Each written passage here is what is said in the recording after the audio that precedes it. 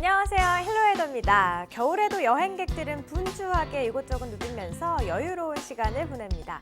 다른 계절보다 겨울에 하는 여행 조금 더 낭만적이지 않을까 싶은데요. 우리나라 겨울철 대표 여행지가 있다면 바로 제주도죠. 오늘은요, 제주도의 꽃이라고 할 수 있는 한라산으로 떠나보도록 하겠습니다. 지금부터 함께 하시죠.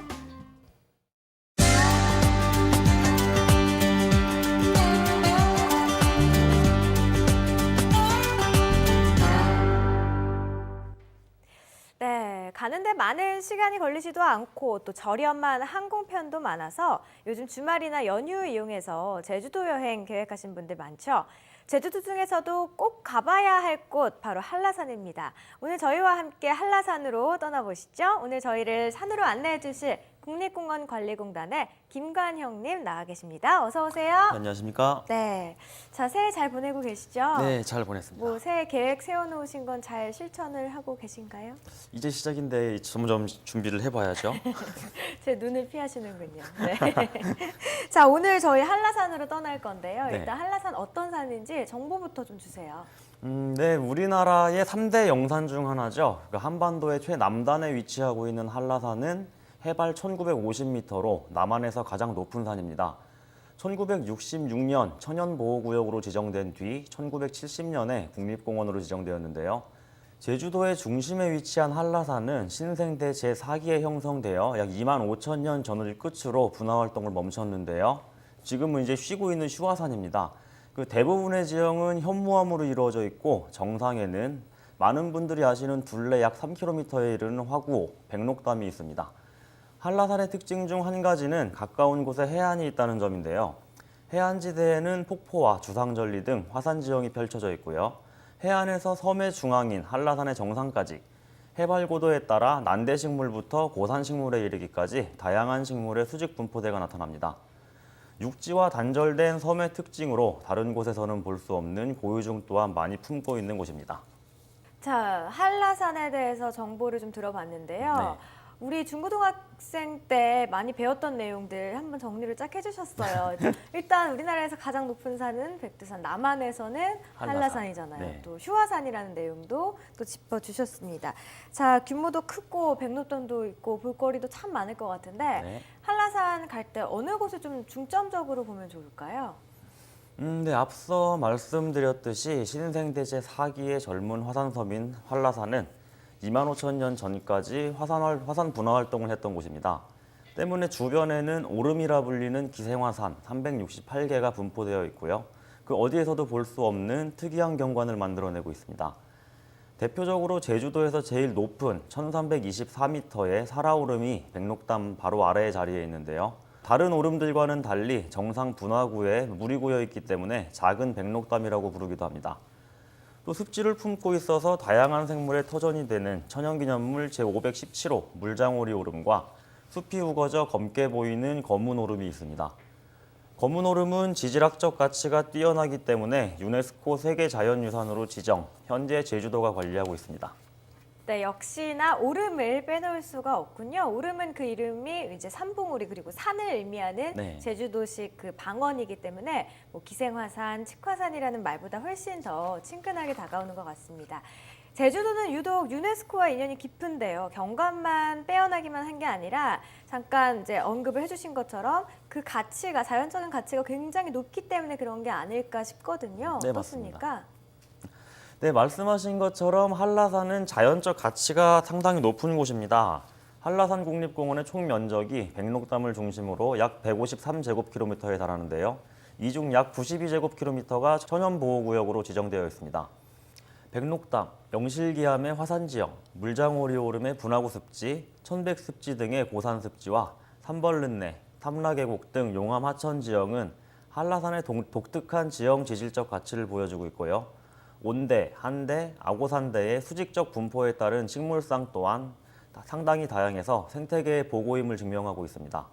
이런 다양한 자원을 바탕으로 2002년 12월에는 유네스코 생물권 보전지역으로 지정되었고요.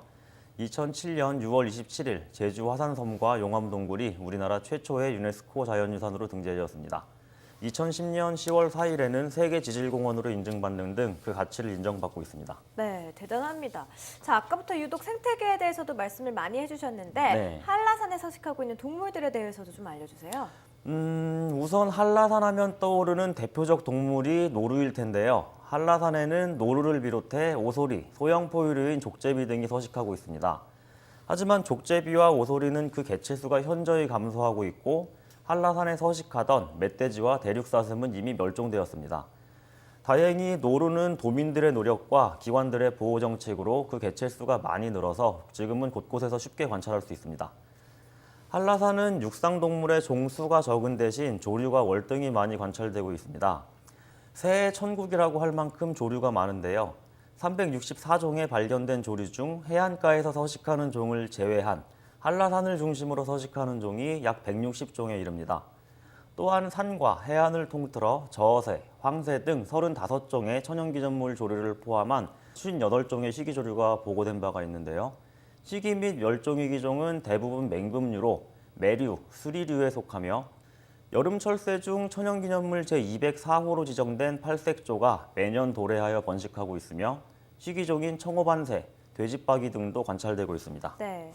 그러니까 지금 말씀해주신 동물들이 네. 평소에 한라산에 등반을 하다가 볼 수 있는, 만날 수 있는 동물들인 거죠? 노루는 흔히 볼 수 있고요. 조류 네. 같은 경우는 소리를 많이 아시는 분들이 그 소리를 따라서 보면 확인할 수도 있습니다. 그렇군요. 역시라는 말이 뭐 그냥 나올 정도로 네. 정말 많은 다양한 동식물들을 품고 있고 무엇보다 또 위기종들, 또 네. 희귀종들까지 모두 있다고 하니까 역시 이렇게 자연 환경만으로도 놀라움과 또 즐거움을 선사할 수 있는 그런 한라산인 것 같습니다. 네. 그런데 또 한라산에서는 매년 특별한 축제가 열린다고 들었어요. 네, 매년 1월 한라산 어리목 일원에서 눈꽃 축제가 열립니다. 한라산의 매력과 남국의 아름다운 설경을 알리기 위한 겨울 관광 축제인데요.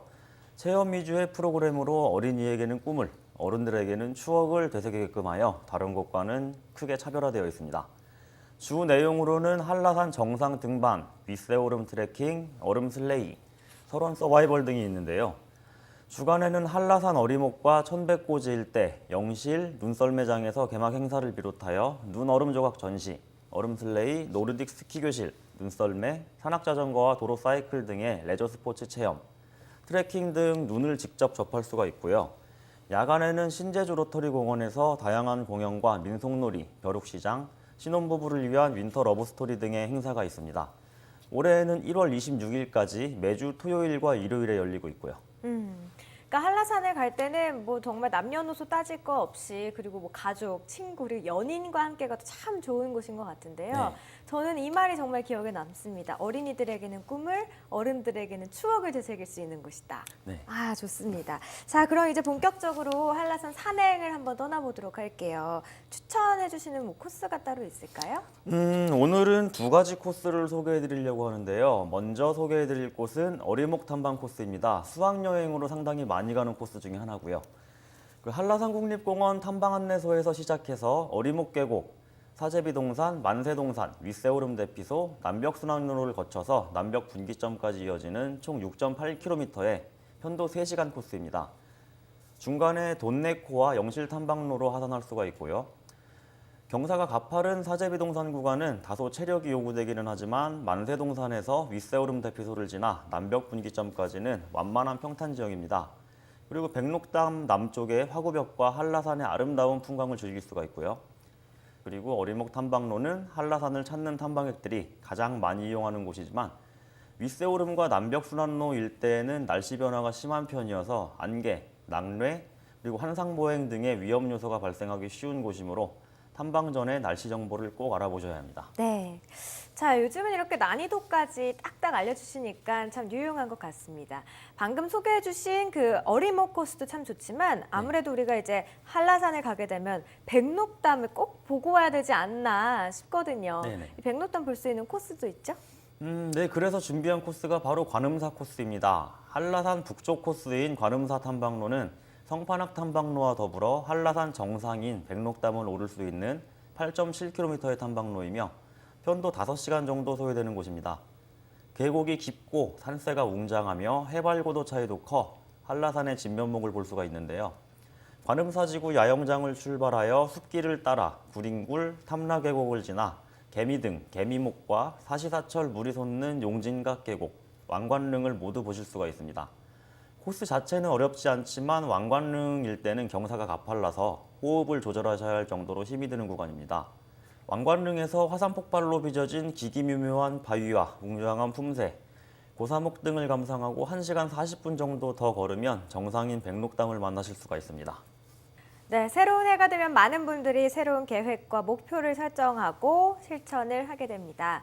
1년을 보내다 보면 그 계획 지키지 못해서 좌절하기도 하는데요. 그런 또 과정을 거쳐서 새로운 목표가 생기고 또 새로운 일들이 생겨나기도 하죠. 올해에도 지난해를 거울 삼아서 후회 없는 1년 그리고 1월 되시길 바라겠습니다. 네, 오늘 국립공원관리공단의 김관형님과 함께했습니다. 고맙습니다. 감사합니다. 헬로웨더 오늘 준비한 소식은 여기까지입니다. 저희 헬로웨더는요, YTN 웨더 홈페이지 그리고 YTN 웨더 애플리케이션을 통해서 다시 보실 수 있습니다. 오늘 준비한 소식은 여기까지입니다. 고맙습니다.